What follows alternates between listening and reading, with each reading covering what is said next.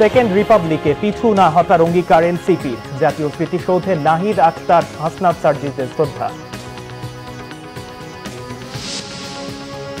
Canada ও মেক্সিকোর ওপর ট্রাম্পের 25% শুল্ক আজ থেকেই কার্যকর। ইউক্রেনে সব ধরনের সামরিক সহায়তা বন্ধ। দেখছিলেন ক্রাউন সিমেন্ট সংবাদ শিরোনাম, এবারে বিস্তারিত। সেকেন্ড রিপাবলিক প্রতিষ্ঠায় কাজ করবে জাতীয় নাগরিক পার্টি, বলেছেন দলের আহ্বায়ক নাহিদ ইসলাম। সাভারে জাতীয় স্মৃতিসৌধে শ্রদ্ধা নিবেদন করেছেন জাতীয় নাগরিক পার্টি এনসিপির নেতারা। রাজনৈতিক দল হিসেবে প্রতিষ্ঠার পর প্রথম কর্মসূচির অংশ হিসেবে তারা বীর শহীদদের প্রতি শ্রদ্ধা জানালেন।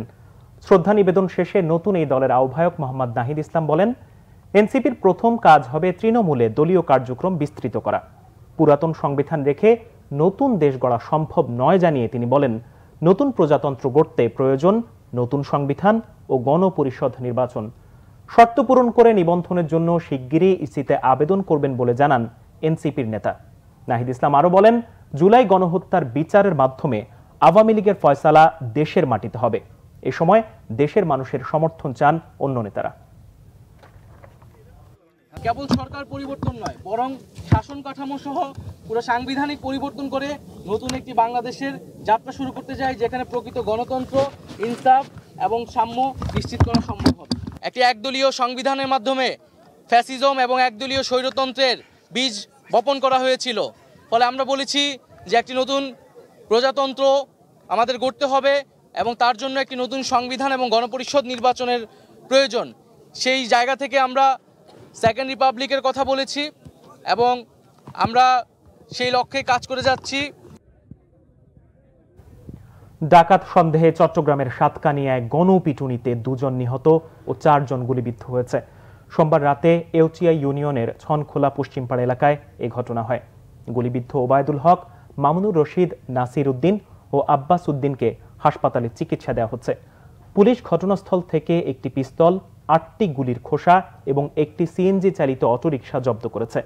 পুলিশ জানায়, সোমবার রাত 10টার দিকে 4টি অটোরিকশায় একদল যুবক ছনখোলা পশ্চিমপাড়া এলাকায় গিয়ে এলোপাথাড়ি গুলি বর্ষণ করতে থাকে। এ সময় স্থানীয় মসজিদে ডাকাত পড়েছে এমন প্রচারে লোকজন জড়ো হয়ে 2 যুবককে গণপিটুনি দেয়। এতে ঘটনাস্থলেই 2 যুবকের মৃত্যু হয়। এর আগে গুলিবিদ্ধ হন 4 জন।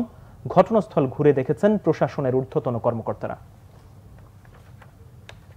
গভীর ও অগভীর নলকূপের মাধ্যমে ভূগর্ভস্থ পানি ব্যবহারের প্রতিযোগিতায় বিপন্ন কুষ্টিয়া, চুয়াডাঙ্গা ও মেহেরপুরের কৃষি ও জীববৈচিত্র্য। জলবায়ু পরিবর্তন আর পানির অতি ব্যবহারে প্রতিনিয়ত নেমে যাচ্ছে ভূগর্ভস্থ পানির স্তর। এই অবস্থার উত্তরণে ভূগর্ভস্থ পানির ব্যবহার কমিয়ে নদী বা খালের পানি ব্যবহার নিশ্চিতের তাগিদ দিয়েছেন গবেষকরা। কুষ্টিয়া প্রতিনিধি হাসান আলীর তথ্য ছবিতে ডেস্ক রিপোর্ট। কুষ্টিয়া, মেহেরপুর ও চুয়াডাঙ্গার প্রায় 2,32,000 হেক্টর জমিতে সেচ সরবরাহে চালু রয়েছে 583টি গভীর নলকূপ, 327টি এলএলপি এবং 1,13,951টি অগভীর নলকূপ। এই পরিসংখ্যানই বলে দেয় ভূগর্ভস্থ পানির মজুদ কিভাবে কমছে। পানির স্তর নেমে যাওয়ায় দুর্বিষহ হয়ে উঠেছে কৃষক ও সাধারণ মানুষের জীবন। এখন আমরা এক বছর ভরে কি খাবো? আমরা পানির আশায় থাকি থাকি আমার কত ক্ষতি হয়ে গেল। আমার ফসলও বুনতে দিল না, আমার ধানও লাগাতে দিলি না। চৈত্র মাসে টানের সময় অনেক শ্যালো আছে, পানিও পায় না, কষ্ট হয়ে যায়। আপনার যেখানে লাগে 1 লিটার তেল, সেখানে হয়তো 5 লিটার লেগে গেল। বৈশ্বিক উষ্ণায়নে তীব্র তাপদাহে জীববৈচিত্র্য সহ পরিবেশ বিপর্যয়ের ভয়াবহ চিত্র তুলে ধরে পরিস্থিতি মোকাবেলায় নদী ও খালের পানি ব্যবহারের পরামর্শ দিয়েছেন বিশেষজ্ঞরা। আমরা দিন দিন মরুময়তার দিকে আগাচ্ছি। নদী শুকিয়ে যাচ্ছে।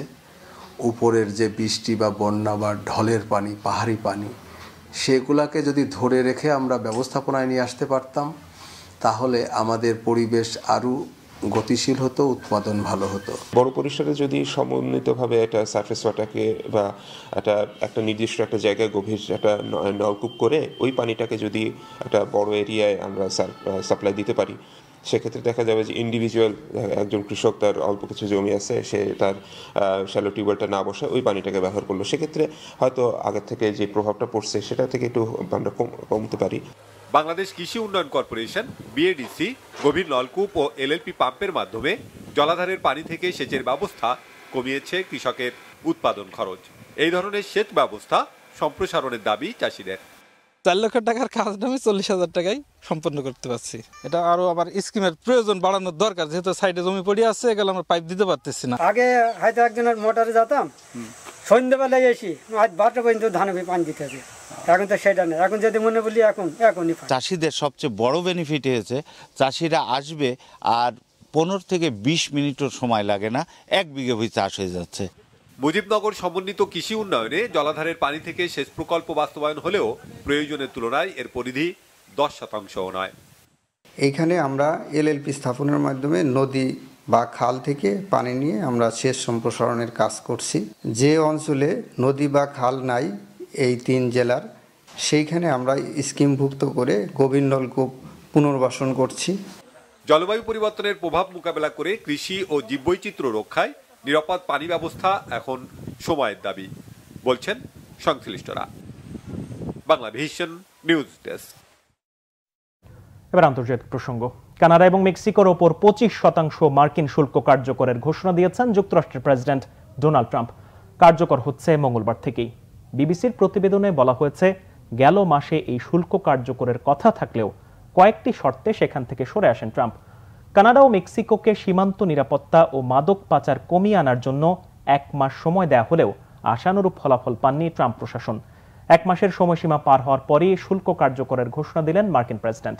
ট্রাম্প বলছেন, তার আরোপিত এই আমদানি কর যুক্তরাষ্ট্রের প্রতিবেশীদের অবৈধ মাদক এবং অভিবাসীদের দেশে প্রবেশ রোধে গুরুত্বপূর্ণ পদক্ষেপ হিসেবে কাজ করবে। বিশেষজ্ঞরা সতর্ক করে বলেছেন, এই শুল্ক কার্যকরের ফলে আমেরিকান ভোক্তারা কিছু পণ্য ক্রয়ের ক্ষেত্রে উচ্চ ব্যয়ের মুখোমুখি হবেন। ইউক্রেনে সব ধরনের সামরিক সহায়তা বন্ধ করেছেন মার্কিন প্রেসিডেন্ট ডোনাল্ড ট্রাম্প। যুক্তরাষ্ট্রের ওভাল অফিসে ইউক্রেনের প্রেসিডেন্টের সঙ্গে বাকবিতণ্ডার পর এই সিদ্ধান্ত নিলেন তিনি। মঙ্গলবার বিবিসির প্রতিবেদনে বলা হয়, যতক্ষণ পর্যন্ত না ইউক্রেনের নেতারা বাস্তবতা মেনে শান্তির জন্য এগিয়ে আসবে, ততক্ষণ পর্যন্ত অস্ত্র সহায়তা বন্ধের সিদ্ধান্তে পরিবর্তন আনবেন না ট্রাম্প।